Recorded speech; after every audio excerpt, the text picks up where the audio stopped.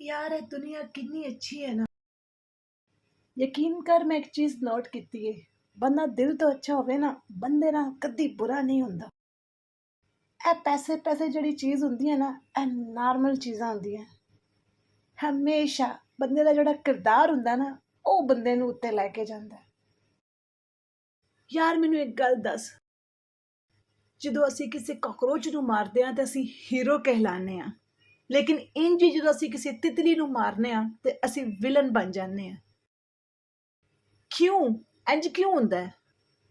ਹਾਲਾਂਕਿ ਹੈਨ ਤੇ ਦੋਨੋਂ ਕੀੜੇ ਨਾ, ਫਰਕ ਸਿਰਫ ਇਤਨਾ ਹੁੰਦਾ ਕਿ ਤਿਤਲੀ ਖੂਬਸੂਰਤ ਹੁੰਦੀ ਹੈ ਤੇ ਕਾਕਰੋਚ ਬਦਸੂਰਤ ਹੁੰਦਾ ਹੈ।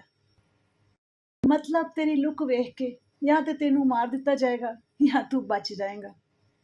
ਤੂੰ ਫੱਟੇ ਪੁਰਾਣੇ ਕੱਪੜੇ ਪਾ ਕੇ ਲੜਕੀ ਦੇ ਬਾਪ ਦੇ ਕੋਲ ਜਾ ਕੇ ਆਖ ਮੇਰਾ ਦਿਲ ਬਹੁਤ ਅੱਛਾ, ਮੈਂ ਬਹੁਤ ਅੱਛਾ, ਪਰ ਜਿਹੜਾ ਮੇਰੀ ਜੇਬ ਹੈ ਨਾ ਉਹ ਖਾਲੀ ਹੈ, ਮੇਰੇ ਕੋਲ ਪੈਸੇ ਹੈ ਕੋਈ ਨਹੀਂ, ਤੁਸੀਂ ਮੈਨੂੰ ਆਪਣੀ ਲੜਕੀ ਦਾ ਰਿਸ਼ਤਾ ਦੇ ਦਿਓ। ਜ਼ਰਾ ਸੋਚ, ਉਹ ਦੇ ਦੇਣਗੇ ਤੈਨੂੰ? ਐ ਹੀ ਆਪਣੇ ਅੰਦਰ ਦੀ ਇਨਰ ਬਿਊਟੀ ਲੈ ਕੇ ਜਾ ਆਪਣੀ ਅੰਮੀ ਦੇ ਕੋਲ, ਕਹਿ ਅੰਮੀ ਜੀ ਮੈਂ ਦਿਲ ਤੋਂ ਬਹੁਤ ਅੱਛਾ, ਲੇਕਿਨ ਮੈਂ ਪੈਸੇ ਕੋਈ ਨਹੀਂ ਕਮਾਣੇ, ਮੇਰਾ ਦਿਲ ਚੈੱਕ ਕਰ ਲਓ, ਦਿਲ ਬਹੁਤ ਅੱਛਾ ਹੈ, ਹਾਂ ਪਰ ਪੈਸਿਆਂ ਦੀ ਗੱਲ ਕੋਈ ਨਹੀਂ। ਇਹ ਅੰਦਰ ਦੀ ਬਿਊਟੀ ਲੈ ਕੇ ਜਾ ਕਿਸੇ ਪੋਲੀਟੀਸ਼ੀਅਨ ਕੋਲ, ਕਿਸੇ ਵੱਡੇ ਆਦਮੀ ਕੋਲ ਲੈ ਕੇ ਜਾ ਕੇ ਕਹਿ ਯਾਰ ਮੇਰੇ ਕੋਲ ਤਾਂ ਪੈਸਾ ਕੋਈ ਨਹੀਂ, ਲੇਕਿਨ ਮੇਰਾ ਦਿਲ ਬਹੁਤ ਅੱਛਾ ਹੈ।